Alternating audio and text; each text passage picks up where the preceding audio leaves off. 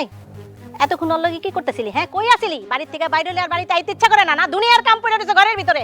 বুঝো না আম্মা, একটা পোলা মানুষ পাইছে অমনি ঢলাঢলি শুরু করে দিছে। এসব কি আজেবাজে কথা বলতেছিস সাবিনা?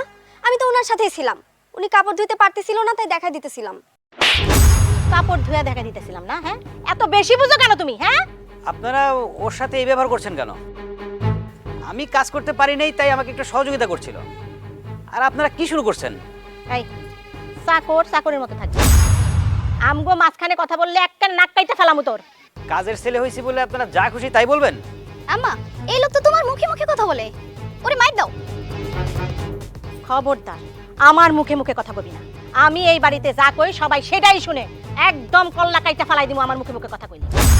এই নেন আপনার কাজ কাম, আপনাদের বাড়িতেও থাকবো না আর কোনোদিন আপনাদের এই বাড়িতে আসবো না।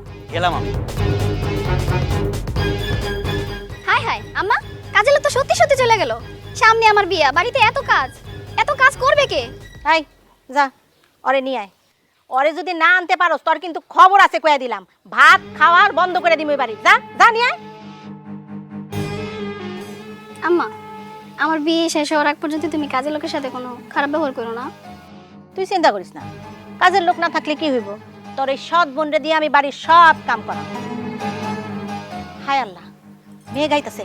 চল ঘরে চল, বৃষ্টিতে ভিজন যাবে না, বিয়ের আগে বৃষ্টিতে ভিজলে ঝামেলা আছে। চল।